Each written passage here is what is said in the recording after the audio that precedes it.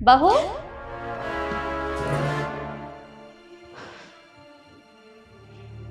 क्या हुआ बेटा? मैं जब भी तुम्हें आवाज लगाती हूँ तुम डर सा जाती हो। अरे बेटा, ये तुम्हारा अपना ही घर है, तुम्हें यहाँ डरने की कोई जरूरत नहीं है। वो मुझे लगा कि मुझसे कोई गलती हो गई, इसीलिए डर गई थी। अरे बेटा, गलती क्या होगी? और अगर बाई चांस गलती हो भी जाती है तो क्या हो गया? गलती मुझसे नहीं होती, मुझसे भी होती है। और अगर गलती हो जाए तो उसे ठीक किया जा सकता है, तुम्हें डरने की जरूरत नहीं है। जी। अच्छा, वैसे तुम एक बात बताओ, तुमने नाश्ता किया? जी, मैंने सोचा कि मैं घर के काम खत्म करके नाश्ता कर लूंगी। ठीक है, ये काम बाद में करना, ये लो पहले नाश्ता कर लो। पर मम्मी जी, काम बाकी है अभी। काम तो बाद में होता रहेगा। अरे तुम सुबह 4 बजे उठती हो और जब से उठती हो तब से काम में लगी हुई हो, कभी अपने बारे में भी सोचा करो। पहले नाश्ता करो, बाकी काम बाद में। जी। अरे तुम नीचे क्यों बैठ गई? आराम से सोफे पे बैठ के नाश्ता करो। हाँ ठीक है। अब ठीक है। एक मिनट मम्मी, आप जरा मेरे साथ चलो। आप मुझे एक बात बताओ, ये क्या कर रहे थे आप? क्या कर रही थी? बहू को नाश्ता दिया है और उसने सुबह से कुछ खाया नहीं है। नाश्ता नहीं दिया आपने, आप ना उसे सिर पे चढ़ा रहे हो। अरे ये सब क्यों करते हो आप, ताकि बाद में आगे जाके आपको प्रॉब्लम हो? अरे ये तो कैसी बातें कर रही है? अरे वो हमारे घर की बहू है और उसका ख्याल हम नहीं रखेंगे तो कौन रखेगा? अरे वो बेचारी सुबह 4 बजे उठती है और सुबह से लेकर शाम तक वो काम में लगी रहती है। और अगर थोड़ा बहुत ख्याल हम उसका रख लेंगे तो क्या बिगड़ जाएगा? काम करना कोई बड़ी बात नहीं है, और वैसे भी उनका ना फर्ज बनता है। और ये घर का काम करना ना कोई इतनी बड़ी बात नहीं है। आप ना उन्हें सिर पे चढ़ाना छोड़ दो, वरना आगे जाके ना भुगत लेना। ये तो पागल है क्या? किस तरह की बात कर रही है? वो तेरी भाभी है। और तू मुझे एक बात बता, कल को मैं तेरी शादी करूंगी और तेरे ससुराल वाले अगर इस तरह का व्यवहार तेरे साथ करेंगे तो तुझे कैसा लगेगा? बुरा लगेगा ना? ठीक वैसे ही वो हमारे घर की बहू है। अरे वो हमारे घर की इज्जत है। और देख बेटा, बेशक वो पराए घर से आई हो, पर अगर हम उसके साथ गैरों के जैसा व्यवहार करेंगे तो उसे अच्छा नहीं लगेगा।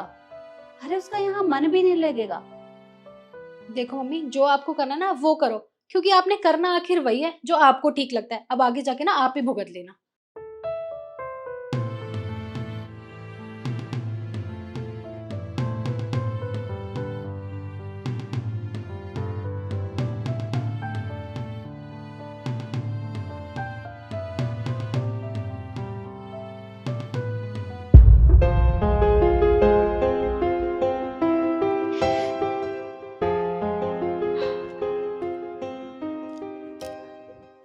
बेटा क्या हुआ? तू ऐसे रो क्यों रही है? मम्मी जी, मुझे मेरी माँ की याद आ रही थी। मैं तो डर ही गई थी। अरे माँ की याद आ रही है तो क्या हुआ? तू उनके पास फोन करके उनसे बात कर ले।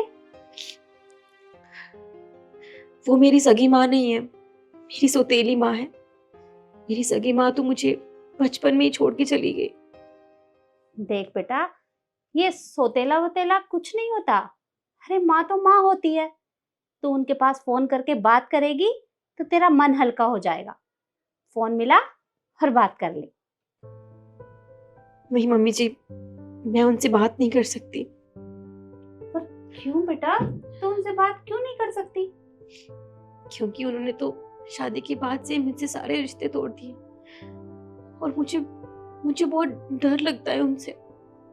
आपको पता है, जब बचपन में मेरी माँ मुझे छोड़ के चली गई थी ना, और पापा ने दूसरी शादी कर ली, तो मुझे लगा शायद ये वाली माँ भी मुझसे बहुत प्यार करेगी, पर उन्होंने तो मुझसे कभी प्यार किया ही नहीं। अरे प्यार करना तो बहुत दूर की बात है, उन्होंने मुझे अपनी बेटी ही नहीं समझा। वो सारा प्यार बस अपने बच्चों को ही देती थी, और मुझे मुझे सिर्फ मिलती थी तो मार। मुझे बहुत मारती थी वो, घर के सारे काम करवाने, ना मुझे स्कूल जाने दिया, ना पढ़ाई करनी दी। हमेशा मुझे मारती रहती थी। अगर कोई भी काम मुझसे गलती से गलत हो जाता था ना तो वो मुझे बहुत सुनाती थी पूरा दिन, पर मैं कुछ नहीं कर पाती थी। और वो डर आज भी मेरे दिल में बैठा हुआ है। अगर कोई भी काम करने जाती हूँ ना तो उस डर की वजह से वो काम गलत हो जाता है मुझसे, और आज भी मुझे बहुत डर लगता है। देख बेटा, मैं तेरी बात बहुत अच्छे से समझती हूँ, तेरा डर भी समझती हूँ, पर ये तेरा घर है और तुझे यहाँ डरने की कोई जरूरत नहीं है। और मैं हूं ना तेरे पास, जब भी तुझे अपनी माँ की याद आए तो तुम मुझसे बात कर लेना, मैं भी तेरी माँ की तरह हूँ। जी मम्मी जी, आप बहुत अच्छी हैं। जब आप मेरे पास होती हैं ना तो मुझे कभी भी अपनी माँ की कमी महसूस नहीं होती। और तुझे कमी महसूस भी नहीं होगी, क्योंकि मैं तेरी माँ ही हूँ। भाभी प्लीज़ मुझे माफ़ कर दो, मैं आपके बारे में इतना कुछ बोलती रही माँ से। और भाभी आप इतनी अच्छी हैं, आपके साथ इतना कुछ हो गया और उसके बाद भी मैं आपके साथ इतना गंदा व्यवहार करती थी। प्लीज़ मुझे माफ़ कर दो। आज से ना हम दोनों बेस्ट फ्रेंड्स बन के रहेंगे और घर के काम में ना मैं आपका हाथ बटाया करूँगी। कोई बात नहीं ईशु, तुम्हें माफी मांगने की जरूरत नहीं है, मैंने तुम्हें माफ किया।